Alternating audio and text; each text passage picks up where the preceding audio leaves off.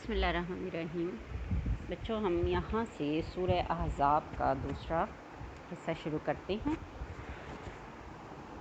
سورہ احزاب کی دوسری آیت، جس میں اللہ تعالیٰ نے فرمایا تھا کہ نبی لوگوں کے لیے بہترین نمونہ ہے، تمہارے لیے بہترین نمونہ ہے، ان کے لیے جو اللہ تعالیٰ سے ملنے روز آخرت کی امید رکھتا ہے اور اللہ کو کثرت سے ذکر کرتا ہے۔ اس کے بعد اگلی آیت پہ ہم آتے ہیں۔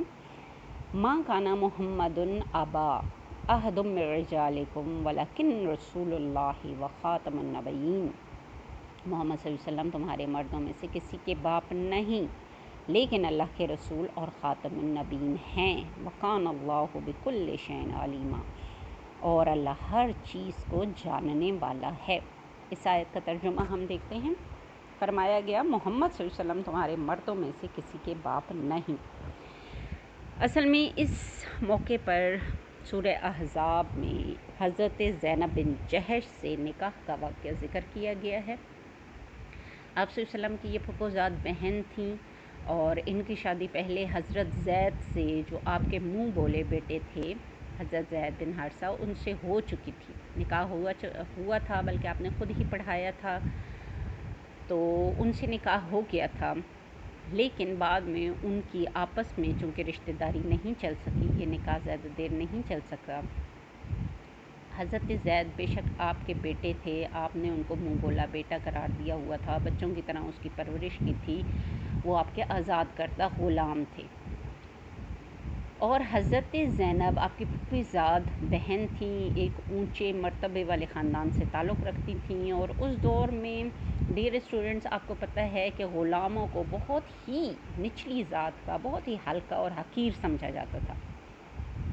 نچلی ذات کا ان کے برابر بیٹھنا کھانا تک کوئی سوچ بھی نہیں سکتا تھا۔ بہت زیادہ حقیر مخلوق ان کو تصور کیا جاتا تھا، بھیڑ بکریوں سے بھی بدتر ان کے ساتھ سلوک کیا جاتا تھا۔ لیکن آپ صلی اللہ علیہ وسلم تو نبی رحمت تھے۔ آپ صلی اللہ علیہ وسلم کے پاس جب حضرت زید غلام بن کر آئے تو آپ نے ان کو غلام نہیں سمجھا، بلکہ ان کو اپنا بیٹا قرار دیا، اور بیٹوں کی طرح ان سے پیار محبت کرتے تھے، شفقت کے ساتھ پیش آتے تھے، اور باقاعدہ ان کو بیٹا اپنا کہلواتے تھے۔ اس رسم کو اللہ تعالیٰ نے ختم کرنے کے لیے اس پورے واقعے کو قرآن میں ذکر کیا۔ اللہ تعالیٰ نے آپ کی خواہش پر ہی حضرت زید کے ساتھ آپ صلی اللہ علیہ وسلم نے حضرت زینب کی شادی کرا دی، لیکن وہی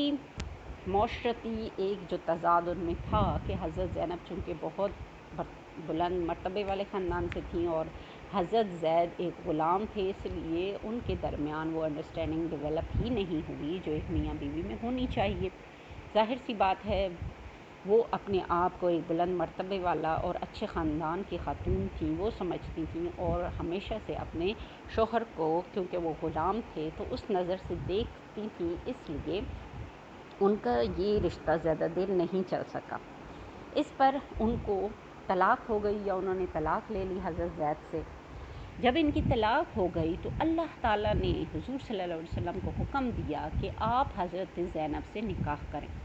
اب اس وقت منہ بولے بیٹے کو بھی سگے بیٹے کی طرح تصور کیا جاتا تھا، اور اپنی بہو سے نکاح کرنا ظاہر حرام تھا، جائز نہیں تھا، اور بہت ہی برا سمجھا جاتا تھا اس زمانے میں بھی اس بات کو۔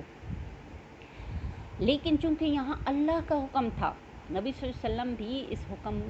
کو دیکھ کر جب اللہ تعالیٰ نے ان کو وحی کی تو بہت زیادہ پریشان بھی ہوئے، بہت زیادہ گھبرائے بھی، اور وہ اس میں تھے کہ لوگ کیا کہیں گے۔ اس پر باقاعدہ قرآن میں آیت بھی نازل ہوئی کہ آپ کو چاہیے کہ آپ اللہ سے ڈریں بنسبت اس کے کہ آپ لوگوں سے ڈریں، ٹھیک ہے نا۔ یہاں تک اللہ تعالیٰ نے آپ کو تنبیہ کی کہ جب میں نے حکم دے دیا تو آپ کو چاہیے کہ آپ صرف مجھ سے ڈریں، آپ لوگوں کا کیوں سوچتے ہیں کہ وہ کیا سوچیں گے یا لوگ کیا کہیں گے، جیسے ہم لوگ کہتے ہیں۔ تو آپ صلی اللہ علیہ وسلم بھی بہت پریشان ہوئے اس حکم پر، لیکن چونکہ یہ اللہ تعالیٰ کا حکم تھا، اس لیے آپ کو اس کو پورا کرنا تھا۔ اور اللہ تعالیٰ کا اصل میں اس حکم سے مقصد یہ تھا کہ یہ جو ایک قبیح قسم کی رسم چل پڑی ہے منہ بولے بیٹے کے بارے میں، تو اللہ تعالیٰ یہاں پر اس رسم کا خاتمہ چاہتے تھے، کیونکہ آپ کے بعد ظاہر ہے کوئی نبی آنا نہیں تھا، اگر کوئی اور نبی آنے والا ہوتا تو ہو سکتا تھا اللہ تعالیٰ اس معاملے کو آئندہ کے لیے اٹھا رکھتے، یعنی جو منہ بولے بیٹے کی حقیقی بیٹا سمجھنے والی اصطلاح تھی، اس کبھی اصطلاح کو یا رسم بد کو ختم کرنے کے لیے اللہ تعالیٰ نے آپ کو حکم دیا تھا، اور اس لیے دیا تھا کہ آپ چونکہ آخری نبی تھے، کیونکہ نبی آنے والا اگلا تھا نہیں، تو آپ صلی اللہ علیہ وسلم کے ہاتھوں ہی دین کی تکمیل ہونی تھی، اس لیے ہر اس چیز کی اصلاح ضروری تھی جو بگڑی ہوئی تھی۔ چنانچہ نبی صلی اللہ علیہ وسلم کی یہ ذمہ داری ہے کہ وہ ہر اس کام کو بے خوف ہو کر کرے جس کے بارے میں اللہ تعالیٰ کی طرف سے ہدایت کی گئی ہے۔ لہٰذا آپ صلی اللہ علیہ وسلم کو حکم آیا کہ آپ حضرت زینب سے نکاح کر لیں۔ یہاں اس رسم کی بھی، جو منہ بولے بیٹے کی رسم تھی، یا جو منہ عام لوگوں کو یا کسی کو بھی منہ بولا بیٹا بنا لیتے تھے، اس رسم کو بھی ختم کیا گیا۔ اللہ تعالیٰ کو یہ بات پسند نہیں ہے، اگر کوئی کسی کے یا کوئی لاوارث بچے کو لے کر پالتا بھی ہے تو یہ بہت اچھی بات ہے، لیکن اس کو نام اپنا نہیں دے سکتا۔ قرآن میں اس کے لیے بھی ہمیں واضح ہدایت ملتی ہے کہ آپ اس کو اس کے اپنے والد کے نام سے پکاریں، لیکن بعض بچے ایسے بھی ہوتے ہیں جن کے والدین کا پتہ بھی نہیں ہوتا، تو پھر ان کے لیے قرآن میں ہدایت آئی ہے کہ ان کو اپنا دینی بھائی کہہ کر پکاریں، ٹھیک ہے نا۔ اپنا بیٹا بہرحال آپ اس کو اپنا باپ کی حیثیت سے نام نہیں دے سکتے، قرآن میں یہ واضح حکم ہے۔ ویسے کسی کی پرورش کرنا، کسی کو گود لے لینا، یہ تو ایک اچھی بات ہے کہ ایک یتیم یا یسیر بچے کو اگر آپ گود لے لیتے ہیں اور اچھی اس کو پرورش دیتے ہیں، تعلیم و تربیت دیتے ہیں، تو یہ تو شفقت اور رحم کے بارے میں ہم پچھلے لیکچر میں بھی پڑھ چکے ہیں کہ کتنا زیادہ اس کا اجر و ثواب ہے، وہ سب اپنی جگہ بیان ہو چکا ہے پہلے ہی۔ تو یہاں یہ حکم دیا جا رہا ہے کہ محمد تمہارے مردوں میں سے کسی کے باپ نہیں ہیں، جو تم لوگ کہتے ہو کہ حضرت زید کے یہ باپ ہیں اور یہ کیسے نکاح کر سکتے ہیں، تو یہاں یہ واضح ہو جائے کہ تمہارے مردوں میں سے محمد کسی کے بھی باپ نہیں ہیں، اور وہ خاتم النبیین ہیں، اللہ کے رسول اور خاتم النبیین ہیں، یعنی آخری نبی ہیں۔ خاتم النبیین کا مطلب یہاں مہر لگا دی گئی، خاتم کا مطلب ہے مہر لگا دی گئی، یعنی اب جیسے ایک لفافے پر مہر لگ جاتی ہے نا ایک خط پر، کہ اب نہ اس میں کوئی چیز ڈل سکتی ہے اور نہ ہی باہر نکل سکتی ہے، اگر آپ اس میں سے نکالنے کی کوشش کریں گے، اس کو کھولیں گے تو وہ مہر ٹوٹ جائے گی، صاف پتہ چل جائے گا کہ اس میں کوئی چیز ڈلی ہوئی ہے یا اس میں سے کوئی چیز نکلی ہوئی ہے۔ اس لیے مہر ایسے لفافوں پر لگا دی جاتی ہے کہ اب یہ وہی کھولے گا جس کے نام پر ہے، اگر کوئی دوسرا کھولے تو صاف پتہ چل جائے کہ یہ لفافہ کھلا ہوا ہے۔ اس لیے یہاں مہر لگا دی گئی کہ نبی محمد صلی اللہ علیہ وسلم آخری نبی۔ یہاں سے ختم نبوت کا عقیدہ بھی ہمارا واضح ہو جاتا ہے کہ آپ صلی اللہ علیہ وسلم کے بعد کوئی نبی نہیں ہے۔ آپ صلی اللہ علیہ وسلم نے خود جگہ جگہ اس بارے میں ارشاد فرمایا تھا کہ میرے بعد کوئی نبی نہیں۔ ایک جگہ آپ نے ارشاد فرمایا کہ اگر میرے بعد کوئی نبی ہوتا تو وہ عمر بن خطاب ہوتے، لیکن میرے بعد کوئی نبی نہیں۔ اسی طرح بہت ساری روایات میں آپ کے کئی اور ارشادات ملتے ہیں جن میں آپ کے خاتم النبیین ہونے کی واضح دلالت موجود ہے۔ قرآن میں خود کئی آیات اس بات پر دلالت کرتی ہیں کہ آپ اللہ تعالیٰ کے آخری نبی ہیں، ٹھیک ہے۔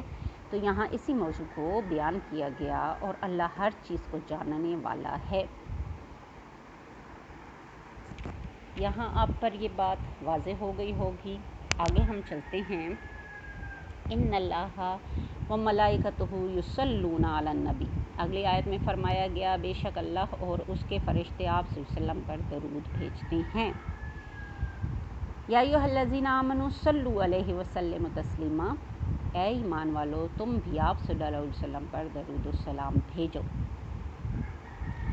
درود و سلام کے بارے میں آپ صلی اللہ علیہ وسلم کا بھی ارشاد ہے کہ جو شخص مجھ پر ایک مرتبہ درود بھیجتا ہے، اللہ اس پر 10 رحمتیں نازل فرماتا ہے۔ ایک اور جگہ پر آپ نے ارشاد فرمایا کہ جو صبح اور شام میں 10 مرتبہ درود مجھ پر پڑے گا، اس پر میری شفاعت لازم ہو جائے گی، یعنی میں اس کی شفاعت کو لازمی مجھے کرنا ہوگی۔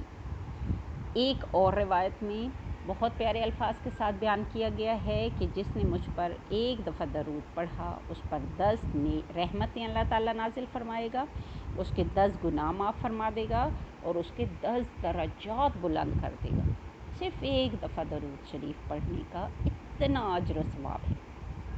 خود اللہ تعالیٰ یہاں فرما رہے ہیں کہ اللہ اور اس کے فرشتے آپ صلی اللہ علیہ وسلم پر درود بھیجتے ہیں، تو اے ایمان والو تم بھی آپ صلی اللہ علیہ وسلم پر درود و سلام بھیجا کرو۔ اتنا زیادہ افضل ہے درود و سلام بھیجنا۔ ڈیئر اسٹوڈنٹس، پہلے میں بھی کام کرتی تھی تو کبھی میوزک لگا لیا، کبھی کیا، اس میں بڑا مجھے پھرتی بھی آ جاتی تھی اور بڑا جلدی جلدی کام کر لیتی تھی۔ لیکن جب سے میں نے یہ حدیث مبارکہ پڑھی کہ جس نے مجھ پر ایک دفعہ درود و سلام بھیجا تو اللہ تعالیٰ نے اس پر 10 رحمتیں نازل فرما دی، اس کے 10 گناہ معاف فرما دیے اور اس کے 10 درجات بلند فرما دیے۔ تو بس الحمدللہ اب تو میرے منہ میں اگر کوئی گانا آنے بھی لگتا ہے ذہن میں تو فوراً یہ درود چل پڑتا ہے، درود و سلام، کیونکہ اگر اس کے بدلے میں مجھے 10 رحمتیں اور 10 میرے گناہ معاف ہو رہے ہیں اور 10 میرے درجات بلند ہو رہے ہیں تو سبحان اللہ 5 دفعہ 10 دفعہ 20 دفعہ 100 دفعہ پڑھنے سے کتنی میں رحمتوں کی حقدار ہو جاؤں گی، کتنے میرے گناہ معاف ہو جائیں گے۔ بس اس خیال سے میرے منہ پر الحمدللہ درود شریف اتر آتا ہے۔ جو بھی آپ کو آسان لگتا ہے، جو بھی درود آپ کو آسان لگتا ہے، آپ اس کو منہ پر چلا لیں اور پڑھتے جائیں، دیکھیں اس کی فضیلتیں، آپ کی دعائیں ایسے قبول ہوں گی کہ آپ حیران ہوں گے، کیونکہ ایک روایت میں اس کو دعا کے لیے پنکھ قرار دیا گیا ہے۔ جو بھی دعا کرتا ہے اللہ تعالیٰ اس دعا کو اس حدیث مبارکہ کے مطابق درود کے ساتھ پنکھ لگا دیتے ہیں اور وہ سیدھا اللہ کی طرف پرواز کر جاتی ہے۔ اسی طرح آگے فرمایا گیا ہے، ایک روایت میں ہے کہ نبی صلی اللہ علیہ وسلم ممبر پر تشریف لے جا رہے تھے تو آپ نے جب ممبر پر پہلی سیڑھی پر پاؤں رکھا تو آپ نے ارشاد فرمایا آمین، دوسری سیڑھی پر آپ نے پاؤں رکھا، پھر آپ نے ارشاد فرمایا آمین، تیسری سیڑھی پر جب آپ نے پھر پاؤں رکھا تو وہاں بھی آپ نے فرمایا آمین۔ صحابہ کرام نے دریافت کیا یا رسول اللہ کیا بات ہوئی کہ آپ نے 3 دفعہ آمین ارشاد فرمایا؟ آپ صلی اللہ علیہ وسلم نے فرمایا جب میں نے پہلی سیڑھی پر قدم رکھا تو جبریل امین نے کہا کہ ہلاک ہو جائے وہ شخص جس کے سامنے آپ کا ذکر کیا جائے اور وہ آپ صلی اللہ علیہ وسلم پر درود و سلام نہ پڑھے۔ تو میں نے فرمایا آمین، یعنی جو درود و سلام نہیں پڑھے گا آپ کے ذکر پر تو وہ جنت میں داخل نہیں ہوگا۔ اتنی بڑی درود و سلام کے لیے ہمیں بشارت ہے کہ ہم پڑھیں تو اس سے کتنا زیادہ اجر و ثواب ہم حاصل کر سکتے ہیں۔ ساتھ ہی اس کے فرمایا گیا ان الذین یعظون اللہ ورسولہ لعنہم اللہ فی الدنیا والآخرہ وأعد لهم عذابا مہینا۔ جو لوگ مومن مردوں اور عورتوں کو بے قصور اذیت دیتے ہیں انہوں نے ایک بہت بڑے بہتان اور سری گناہ کا وبال اپنے سر لے لیا۔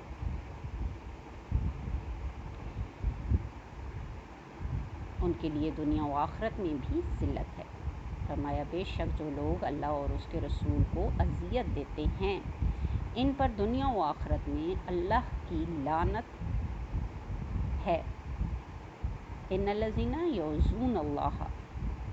ورسولہ، بے شک جو لوگ اللہ اور اس کے رسول کو اذیت دیتے ہیں لعن اللہ فی الدنیا والآخرہ، ان پر لعنت ہے اللہ کی دنیا اور آخرت میں، وأعد لهم عذابا مہین، اور ان کے لیے آخرت کا عذاب رسوا کن عذاب تیار کر رکھا ہے اللہ تعالیٰ نے۔ جو بھی اللہ اور اس کے رسول کو اذیت دے، اس طرح کے بہتان جیسے میں نے حضرت زید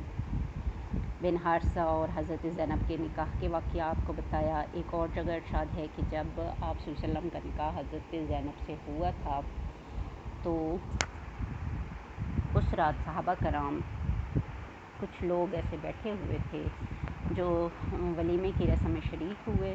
کھانا کھانے کے بعد اٹھنے کی بجائے ادھر ادھر کی باتیں کرنے لگے جس سے آپ کو تکلیف پہنچ رہی تھی اور وہ کئی دیر تک وہیں بیٹھے رہے۔ اس پر آپ صلی اللہ علیہ وسلم دوسری امہات المومنین کے پاس تشریف لے گئے، پھر آئے تو دیکھا پھر وہ وہیں بیٹھے ہوئے ہیں، پھر آپ صلی اللہ علیہ وسلم حضرت عائشہ کے حجرہ میں تشریف لے گئے۔ جب آپ کو معلوم ہوا کہ وہاں سے لوگ چلے گئے ہیں تب آپ حضرت زینب کے پاس تشریف لے گئے۔ اس چیز سے ظاہر ہے آپ صلی اللہ علیہ وسلم کو بھی بہت اذیت پہنچتی تھی، لیکن آپ صلی اللہ علیہ وسلم اس کا ذکر کرتے ہوئے شرماتے تھے، لیکن اللہ تعالیٰ نے واضح الفاظ میں یہاں فرما دیا کہ جو لوگ اذیت دینے کی خاطر اس طرح کی حرکتیں کرتے ہیں تو اللہ تعالیٰ کی ان پر لعنت ہے اور آخرت کا عذاب تو ان کے لیے تیار ہی ہے۔ آگے فرمایا والذین یؤذون المؤمنین والمؤمنات بغیر مکتسب